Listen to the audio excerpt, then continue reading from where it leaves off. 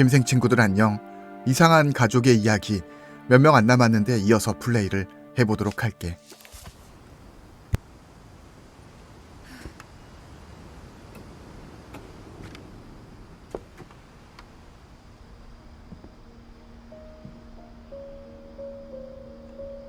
I think Edie was happy to finally have another painter in the family.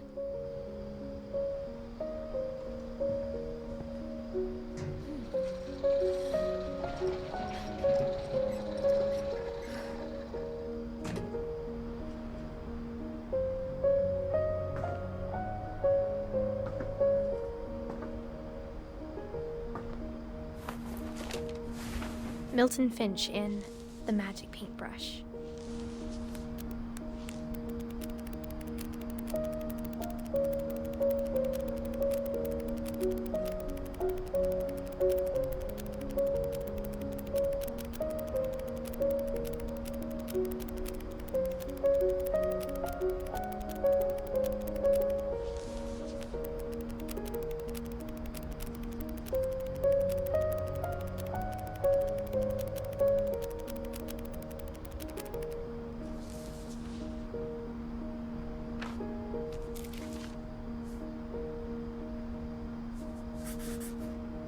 I was 4 when Milton disappeared.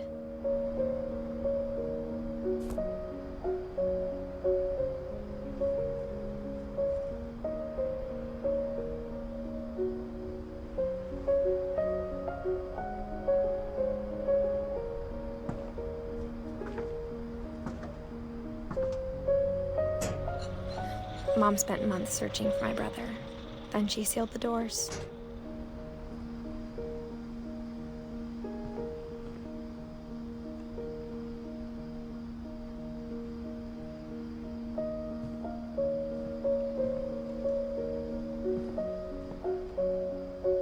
Whatever Milton had found in the house, Mom didn't want it getting out.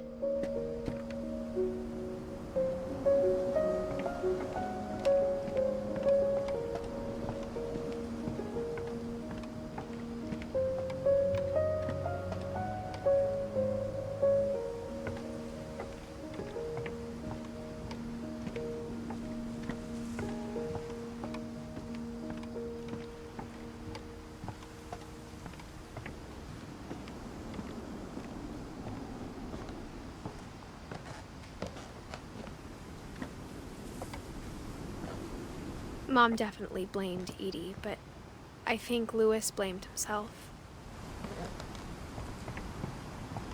After he graduated, he just spent more and more time in his room, until Mom got him a job at the cannery.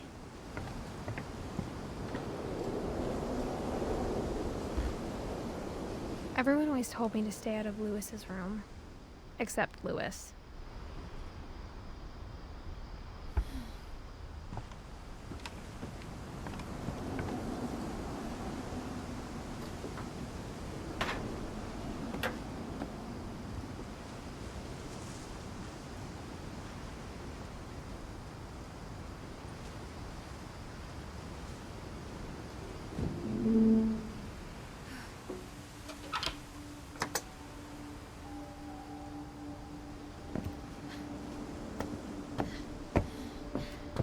Louis's room smelled very, very familiar. That part of him lived on.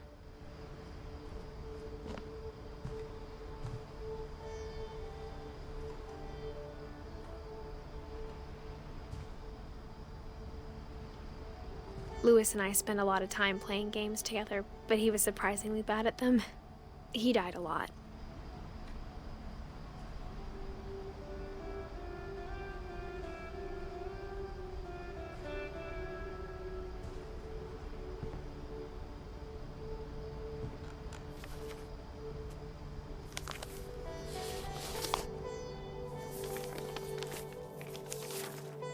Dear Mrs. Finch, as Louis's psychiatrist, I can understand your desire for an explanation. As I see it, the trouble began in January, shortly after we convinced your son to seek treatment for substance abuse. Newly sober, I believe Louis first noticed the monotony of his daily life.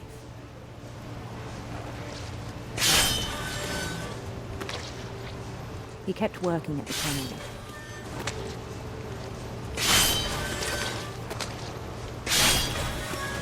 but he withdrew part of himself. In our sessions, I saw the same behavior. His mind began to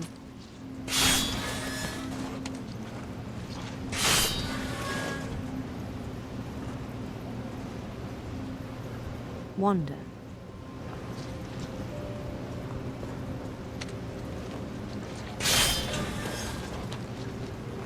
I asked him to describe it.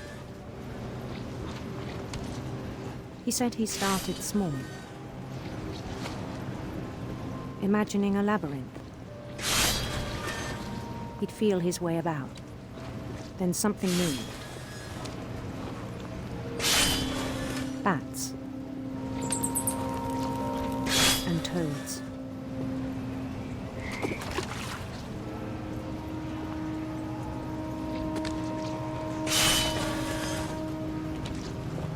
And things that have not names.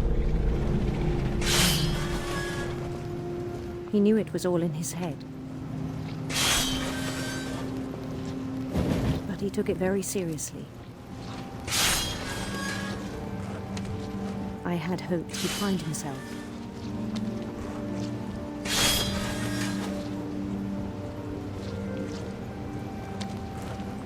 But he found something more.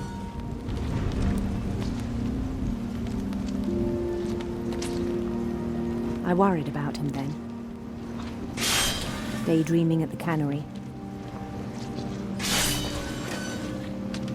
I spoke with his boss. But he said Lewis had become a model employee. Methodical, tireless, focused.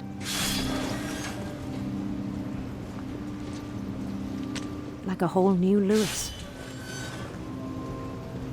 So I let him go on.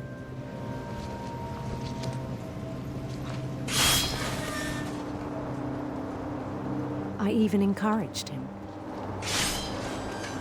It seemed very promising at first. He told me he'd made a new friend.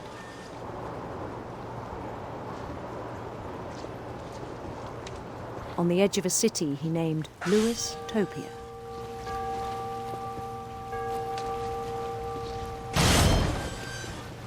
He built the city up slowly, brick by brick. Then he made musicians.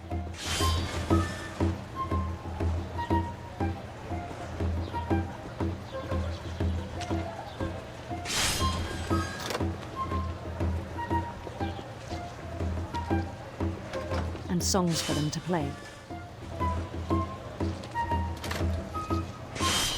He talked about starting a band. And he was always humming something. Every day his imagination grew stronger.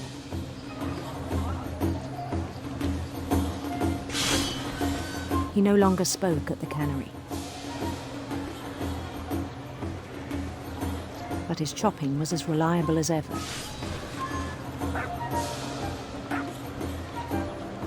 Then one day it struck him that all the cheering crowds, even the stones under his feet, were all in his imagination, so he could do whatever he wished.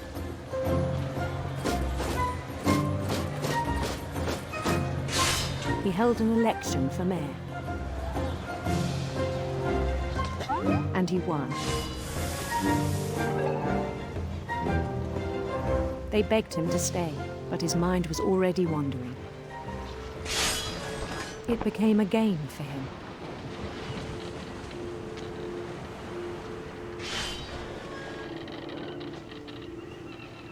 He'd conquer a city, then immediately push on. New Louisville.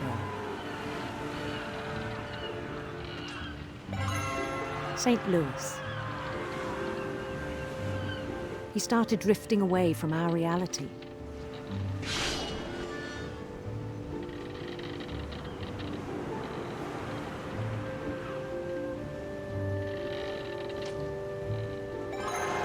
Minneapolis. until one day he forgot to go home from the cannery. Even as his mother pleaded with him, part of Lewis kept sailing on.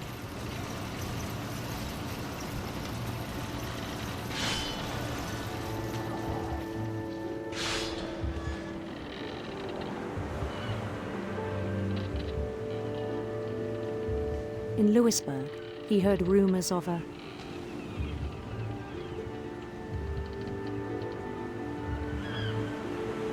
handsome queen.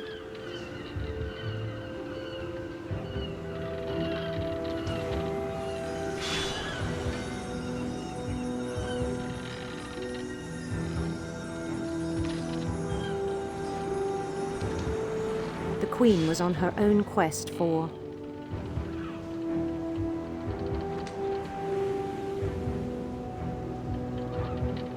radiant rainbows.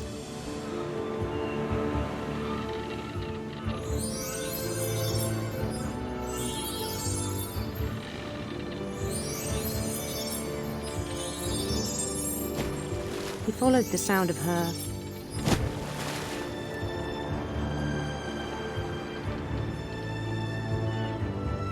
silver harp.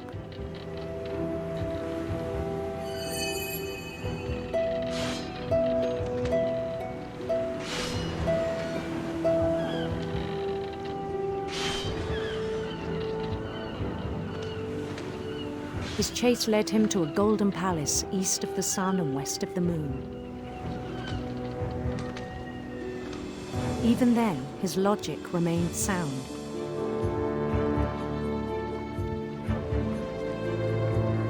He knew the world was all in his imagination.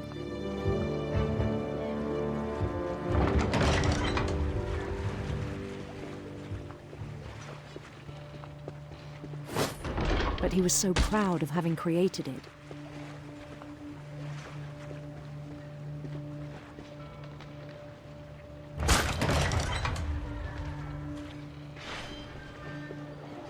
In his own eyes, he'd become something greater than a king.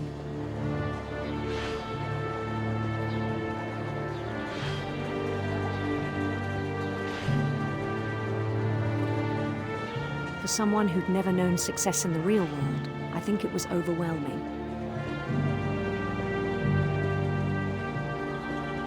And then it struck him that the real Lewis was not the one chopping salmon, but the one climbing the steps of a golden palace.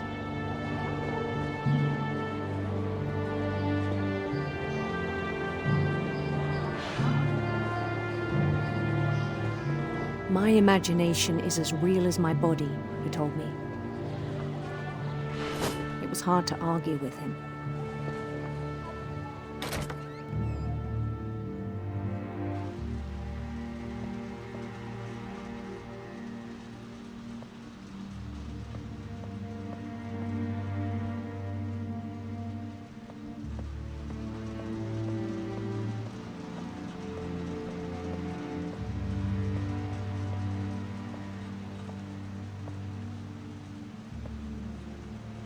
Began to forget the world we know.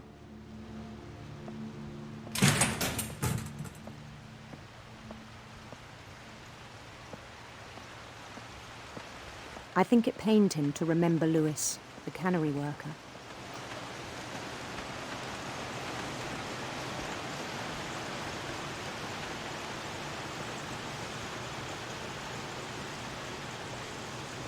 He began to despise the man with a royal contempt.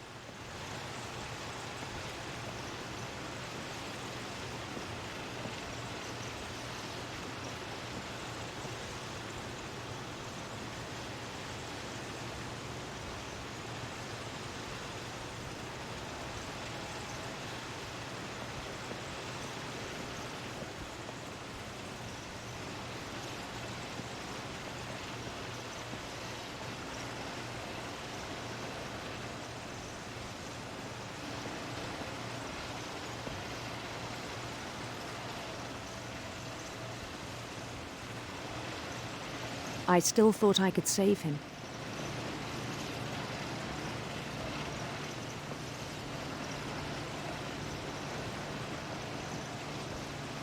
even after he said he was being crowned king over all the lands of wonder.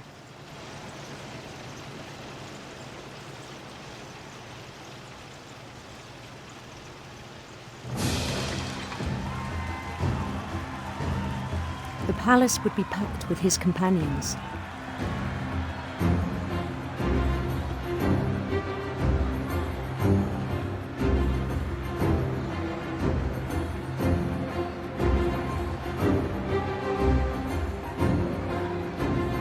Including the wise Calico who'd insisted on advising him.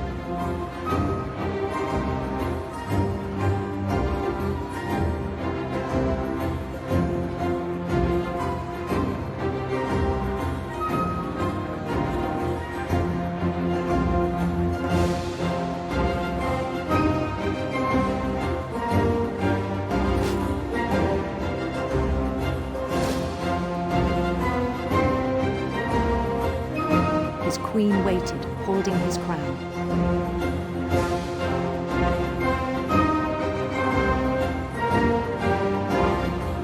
There was only one thing left to do.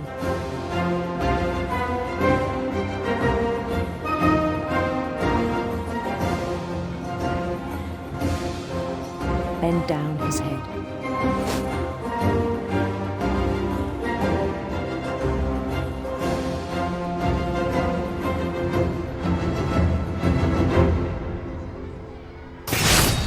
The rest I think you know.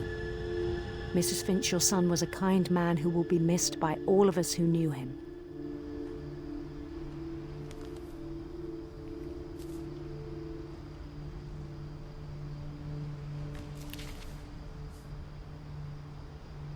My brother was really cool.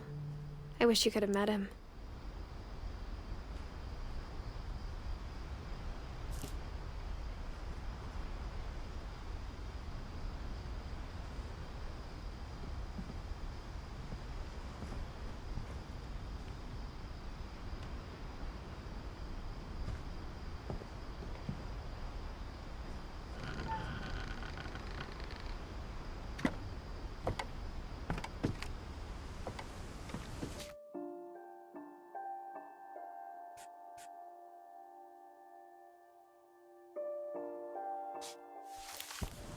On the way back from Lewis's funeral, my mom told me to start packing. She waited until the day before we left to tell Edie.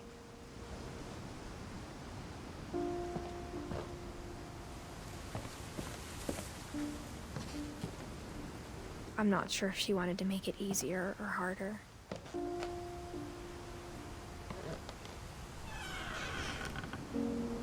I wish we'd stayed. But I understand why we left.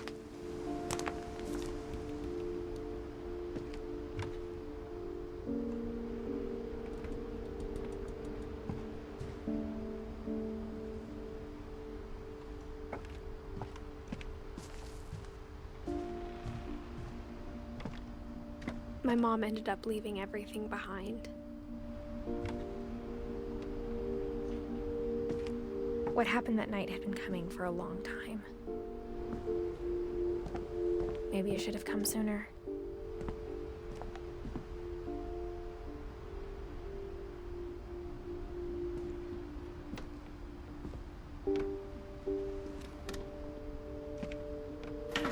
But it had to end one way or another. All that's left now is to tell you about that last night.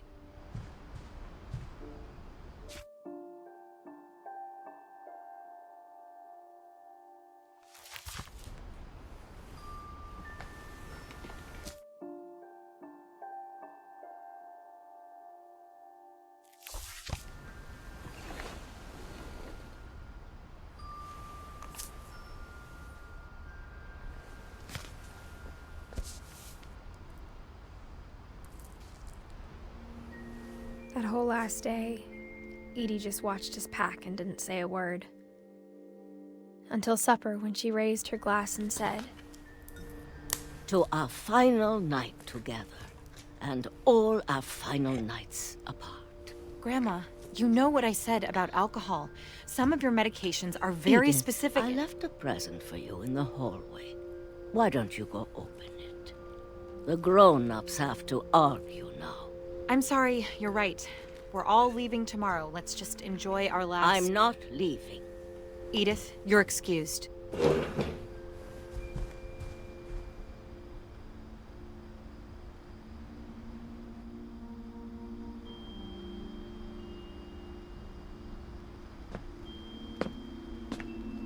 The power had been shut off that morning, but Edie always had plenty of candles. When my mom sealed the library, I don't think she knew about the other entrance. Or that Edie had a key to it.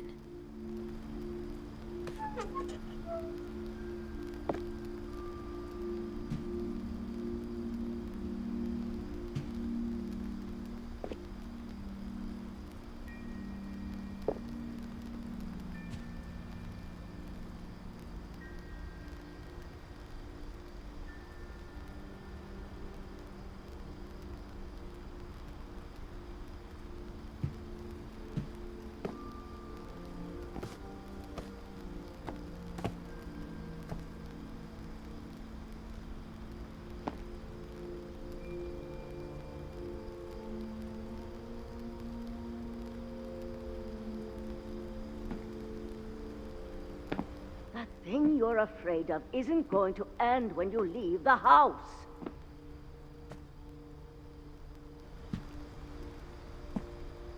Edith has a right to know these stories. My children are dead because of your stories. I think it's best if Edith and I leave tonight.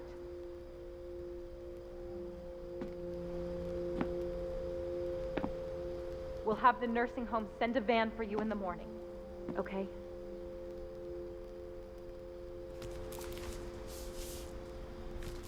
Dear Edith, there's so many stories I wish I could tell you, but there's only time for one. This is about what happened on the night you were born. That night, the tide went way, way out.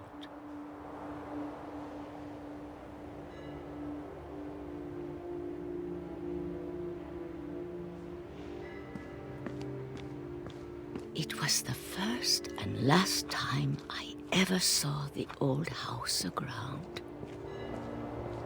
There'd been an earthquake out in the middle of the ocean. They called it the lowest tide in 1,000 years. God, it smelled awful. You know, I've seen that house every day of my life.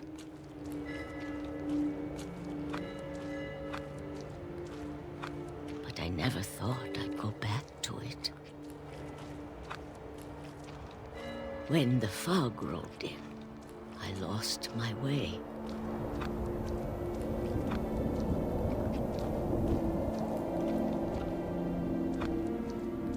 I got turned around.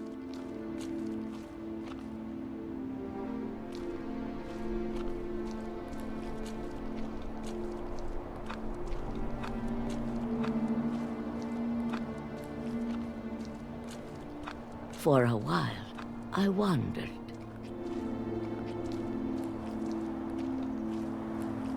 I started seeing things.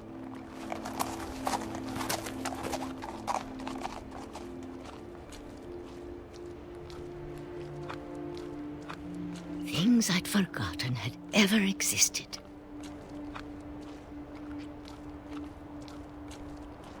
But when I saw them, they felt like old friends.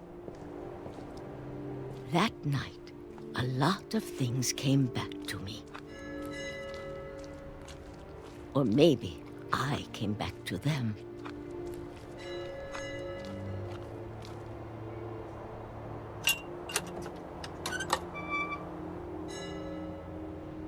Things I can't explain, but that I need you to try and... Edith, what are you doing in here? It's mine. Edith! Mom, you're gonna rip it! Let go! I kicked and screamed, but Mom dragged me to the car. I never saw Great-Grandma Edie again. The next morning, the van came to pick her up, but she was already gone. After that, we moved around a lot.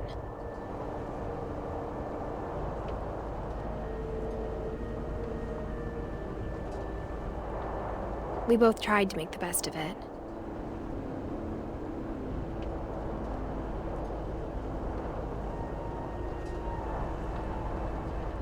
A few years went by.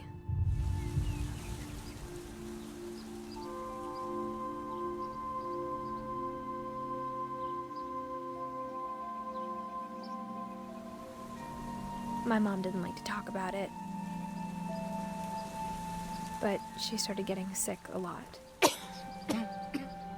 The rest happened pretty quickly.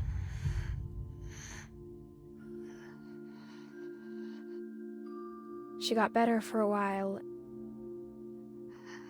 and then she didn't. And then I was alone.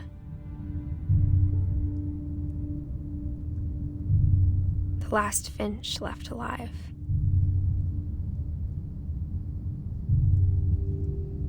Until I found out about you. I'm still not sure what to tell you about all this. If we lived forever, maybe we'd have time to understand things. But as it is, I think the best we can do is try to open our eyes. And appreciate how strange and brief all of this is.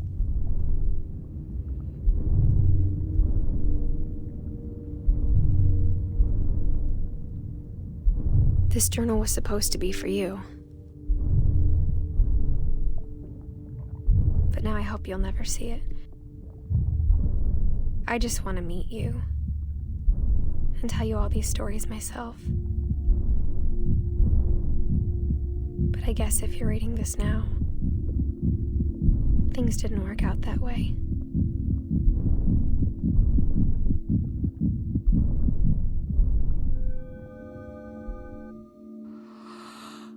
This is where your story begins. I'm sorry I won't be there to see it. It's a lot to ask, but I don't want you to be sad that I'm gone. I want you to be amazed that any of us ever had a chance to be here at all. Good luck.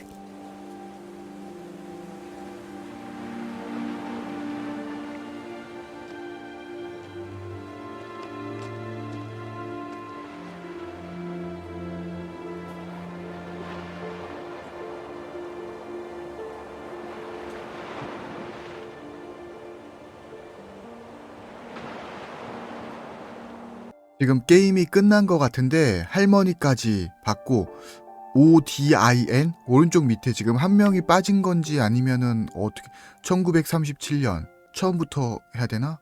어떻게 선택해서 해야 되나? 아, 여기 빠진 한 명을 지금 플레이 해보면 되겠네.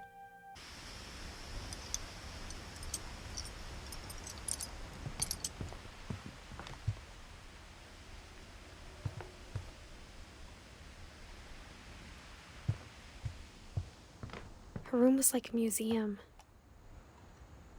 For 500 years, the Finches have been famous throughout Norway for their fortune and misfortune. Odin Finch buries the latest victims of the family curse, his wife Ingeborg and their newborn son, Johan.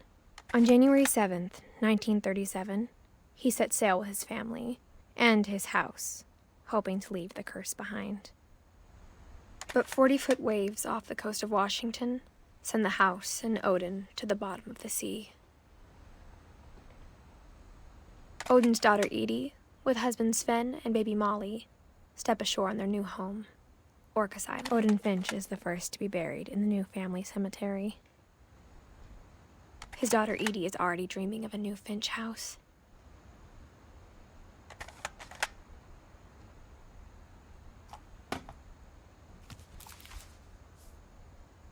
Whatever's wrong with this family, it goes back a long ways. 이렇게 해서 완성. 모든 가족들의 이야기를 보게 된 셈이네. 여기까지.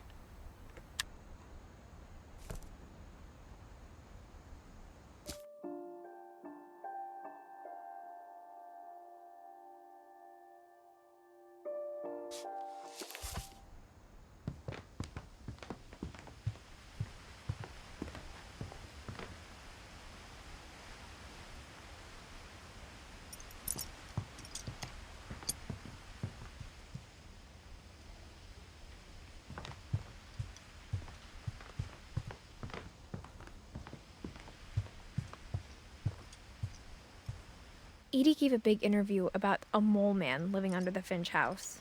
My mom was furious. I hadn't thought of myself as Edith Jr. for a long, long time. When Edie told people Sven was killed by a dragon, she could also have said he was building a dragon-shaped slide that collapsed. She could have, but she didn't. Even in her 90s, sometimes Edie seemed a lot younger than my mother.